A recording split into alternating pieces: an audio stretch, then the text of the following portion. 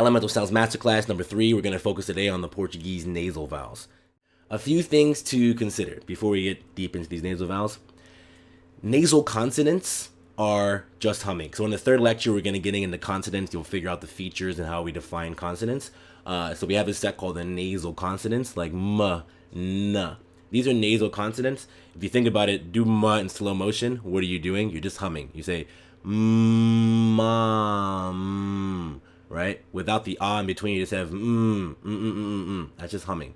And then same with the n. Nan. The only difference between an M and an N is what happens when you open up that oral passageway for the vowel. It sounds slightly different opening with your lips, m, versus opening with your tongue, n. All right, but neither here nor there for today's lecture. Just want to make that clear. Now, in English and other languages as well, we sometimes replace nasal consonants with nasal vowels. For example, I can say man, right? I say man can, and I say m, a, n. But try saying the word man without using your tongue at all. So the final elemental sounds the letter n, which is made, it's called the alveolar nasal, using the tip of the tongue to the alveolar ridge. Man. Try to say man without moving your tongue. You would sound like this. Meh, meh, meh. So people will understand you. You just say, oh, I know a man who does this, right? So how do they understand you? Why? Because what you're actually doing is you're nasalizing that vowel. So it's actually two elemental sounds. M, and, man, man. Two elemental sounds. And what's going on is, remember what I said to you earlier, plus equals right? Use that same equation if I subtract the consonant sound. I just have What's going on with your ear is the person listening is still hearing the nasal sound and the feeling of nasal vibration, and as a result, he's putting that end sound there. We're kind of hearing it even though it's not actually there. So these nasal sounds can kind of blend together. Same for can. I can say can, or when. It might not sound proper, but people will understand me properly if I say when can man, right? They can understand. So all that to say that even if you speak very articulately with these nasal things, you too will nasalize vowels all the time whenever you have like a nasal consonant after a vowel, which means nasal vowels shouldn't be entirely new to you. You do them naturally without realizing them. So the English ear will misperceive nasal vowels as oral vowels plus nasal consonants. Okay? So as we said to you before, when I say man can, I'm already having this kind of confusion as an English speaker between nasal vowels and nasal consonants, which means when I come to Portuguese, where there should not be confusion, there's two different things, then an English person or American or British person will start to misperceive Portuguese words that have oral vowels as having nasal consonants, because they'll hear the nasality and then their mind would be like, oh, nasal sound, that must be a nasal consonant, what I'm familiar with. So instead of saying a word like também, in também, even though it's spelled with the letter M, there's no M elemental sound. The elemental sound of M is called a bilabial nasal. So m. If you see someone say também, like in slow motion, they never say m. They say também. Okay? But how would an American say with a strong accent? He say também, right? Também or também, right? And they'll say também. What they're doing is oral vowel a, ta, but it should be também. All right? So hopefully that makes sense to you. You want to be able to differentiate between nasal consonants, which you're naturally used to as an English speaker, and nasal vowels, which might be a bit trickier for you. All right? And one more thing just to be clear about. I said to you in the last slide that, when you block the nose completely, it's mouth only. Actually, it's not true. It's kind of a continuum with nasality, meaning when you speak, oral vowels aren't necessarily 100% oral airflow. So when I say ha, it's not 100% of the air is coming out of my mouth. Maybe like 90% is. Some is still getting through my nose. And that's why someone can sound more nasally than another person. So when someone's like, think about Steve Urkel. He's like, did I do that? Right? He's nasalizing his vowels a lot more, meaning he's letting more airflow out of the nose. Someone had asked in a different webinar, like, oh, I sound a bit nasally. A lot of places, sound having a nasally voice might not be desirable for someone. So people want to work on making sounding less nasally. This will help you because you're now having more awareness of what's causing that, and you can start to direct more of the airflow through the mouth, which creates a more resonant sound as opposed to a kind of sound. Okay, so just a couple things to consider before we move on to the details. Now, who's the culprit here? What is causing this nasality change? And it's this thing called the velum or the soft palate. Now, if you take your finger, hopefully you've washed it, and put it in your mouth and feel the top of your mouth, the ridgy hard part, the part that gets burnt when you drink hot coffee or eat a hot pizza, that part right there is called the hard palate. Now, if you keep sticking your finger back and like slowly glide your finger back, but don't go too fast, you'll gag. You'll get to a thing called the soft palate, and you'll know it's a soft palate because all of a sudden it gets soft. There's no bone there. The hard palate has a bone there. Soft palate, the bone goes away and it's just kind of soft tissue. So you can go back and you feel that eventually there's a major change. That's the soft palate. Okay. Now the soft palate is like it's soft tissue. What it actually is like a bunch of like muscle fibers covered in like a mucous membrane or whatever. And because there's muscles there, you can control it. So we use the soft palate all the time unconsciously. We use it when we swallow. So we swallow, and that makes sure that milk doesn't come out of our nose when we laugh and stuff. We also do it when we sneeze. It protects our nasal passage when we sneeze. We elevate it, contract it, and close it so that some of the stuff comes out of the mouth and protects the kind of explosion of stuff coming up into your nasal passage. And during oral vowel articulation, when I say a, I, u, e, o, I'm actually retracting and elevating this velum, this soft palate, to block off the nasal passage. So we use it all the time because when we speak English, almost all of our vowels, like we said, are oral vowels. So without realizing it, I'm contracting and you're contracting in these muscles here in the velum when you speak. So you are constantly retracting and elevating the velum when you speak. However, be aware that in the default resting position, this nasal passage is open. The velum is just chilling here. In this diagram right now, you see that green thing is the velum. Right now, it's in the resting position. You know what that feels like if you just close your mouth and breathe through your nose like this. That feeling of relaxation you have there, that's the feeling of your velum being relaxed. Like you're not doing anything, and then therefore air can pass freely. When you speak, you're doing something, so you're moving away from default. Therefore, the key to nasal vowel articulation is relaxation, and this is very important because I see people who are trying to learn nasal vowels, and they're trying to do something. They're trying to squeeze something, feel something, and they can't get the sound out because they're trying too hard. The key is relaxing. You're right now I'm speaking, I'm doing stuff to retract the velum. When I speak, if I just go this is a relaxed position. I'm just letting the air pass through. So the key is relaxing. The reason why it's challenging at first is because you're not used to relaxing that when you speak. Okay? So remember that. Relaxation. Now, let's talk about nasal oral alternation. So we already went over the oral vowels of Portuguese in our last webinar, and now we're dealing with these nasal ones, right? Which means that when we speak, we're constantly alternating between nasal vowels and oral vowels, right? So, for example, in the Portuguese sentence, o vento está sempre assim. O vento está sempre assim. All right? I'm alternating several times. First, I say u. That's an oral vowel. If you look at that diagram, you can see that green thing is elevated and retracted. That's my velum, blocking nasal passage airflow. And now I have an oral vowel, u. But then the next syllable, vin, vin.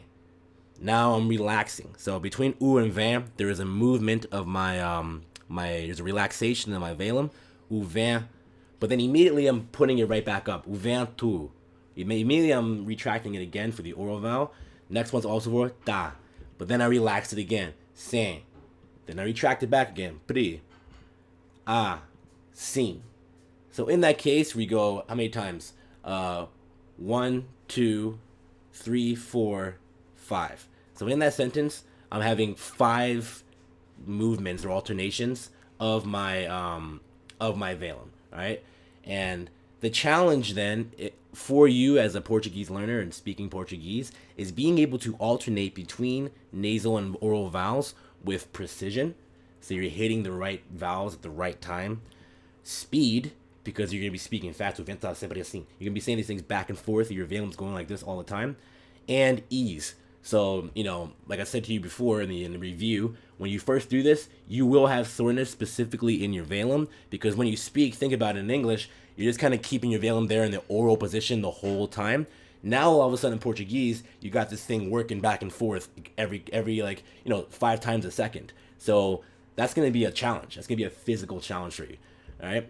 So therefore, there's the natural learning progression. This is the same learning progression we do in all of our language learning courses. Every concept you have, there's always this progression we do. First, you have to conceptualize it, look at these diagrams, understanding what's actually going on, like in theory when you speak. Then you want to develop your ability to hear it, so you can hear the difference between oral articulation and nasal articulation. Your ear can then be your coach, your feedback guide for pronunciation, and actually having that physical awareness and the physical control.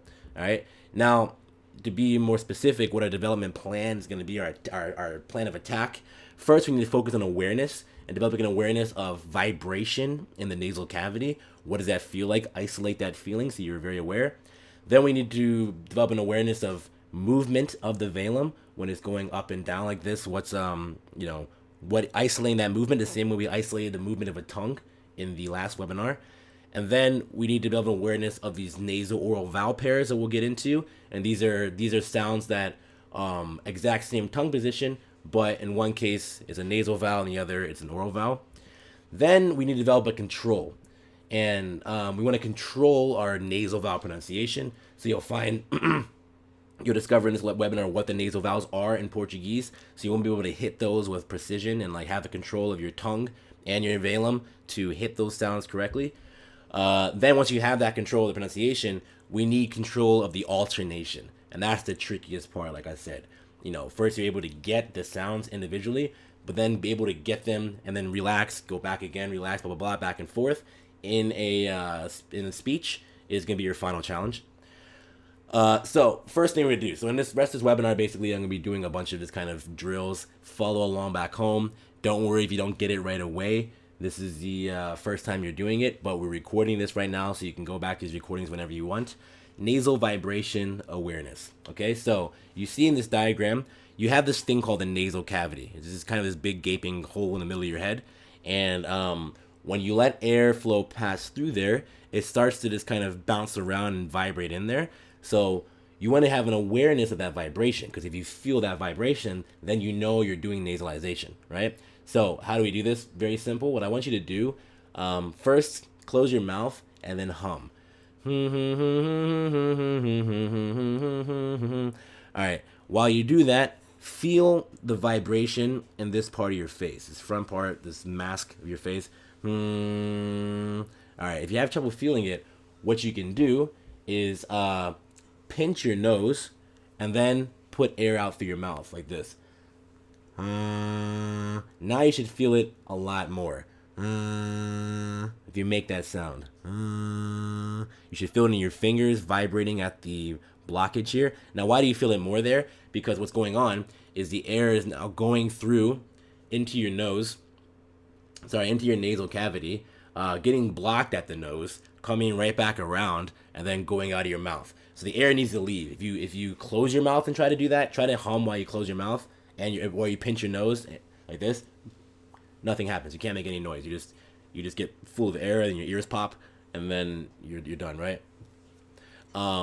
So if you open your mouth, you have this vibration. So you want to do that, and then you want to isolate that feeling and become aware of nasal vibration, because if you're doing a nasal vowel in Portuguese, you should be feeling a nasal vibration if you're doing it right. Sim, assim. Right now I say vento, assim. at that moment I'm saying those vowels, I can feel my nasal cavity vibrating. All right. Now, the next thing you want to develop and move, and once again, go through these at your own pace later, and don't move on until you've. I build these things out in a progression, starting with the most simple, and you build upon it. So do these things in order. But right now, I'm just giving you exposure so you know what to expect. Velar movement awareness. Okay. Now, like I said to you before, we're constantly using moving, contracting, elevating this velum whenever we speak, whenever we sneeze, whenever we swallow, and therefore is an unconscious movement. Now we got to move this feeling into the realm of conscience, right? Conscious. So relaxed velum is just chilling like this. So I breathe like this. Take a moment to breathe through your nose, and then notice that strain you have. Like say la la la la la la. La la la la la la la la. What are you doing? When you do that, become aware of there is some kind of tension whenever you said there is a tension there, and then when you breathe through your nose, you feel relaxed. That tension goes away. What is that tension you're feeling? That is a tension of your velum. So you say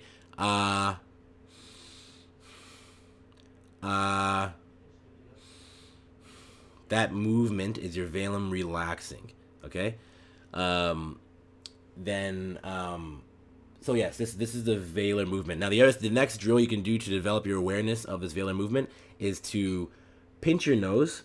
And you might have trouble with this the first time, but fool around with it. Pinch your nose, and like I said, when I'm talking right now, I have this kind of, Smurf voice or whatever. That's the sound of like air once again vibrating a lot in my nasal cavity because my nose is pinched. Try to do this. I want you to make this sound. Then I want you to go to an oral vowel so you don't have that nasal vibration. It will sound like this.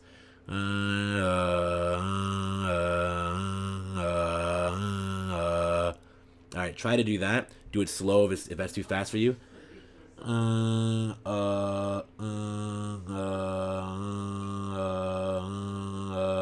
Okay, so first, conceptually, what's going on? When I do that, first I have this, I'm having air pass through the nose, create that weird kind of vibration, but then I'm relaxing, right?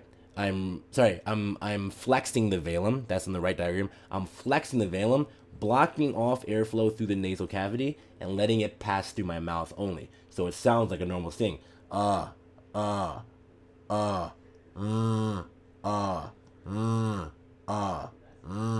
If you do this in the mirror, you should be able to, and you have like light coming into your mouth, you should be able to see your soft palate moving and contracting. And once again, when you see it yourself, it has a huge effect on your brain because you're like, oh wow, that is what's going on in my body. Same way I can see my hands. So I encourage you to do that. But do that and develop that physical awareness.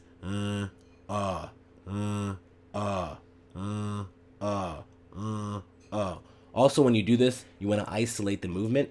Don't move your tongue. All right, don't let your tongue go back and forth like that. Whatever feeling you're having is the feeling of your velum. It's the only thing moving in my mouth right now when I alternate between these sounds. Make a note, make a mental note. This is the feeling of my velum. This is what's going to be at play now when you go into these Portuguese vowels. So, to review then, we have the fixed oral vowels, which this is from last webinar. We have the E, A, A, O, U, E, O, I, I. These are our fixed position oral vowels.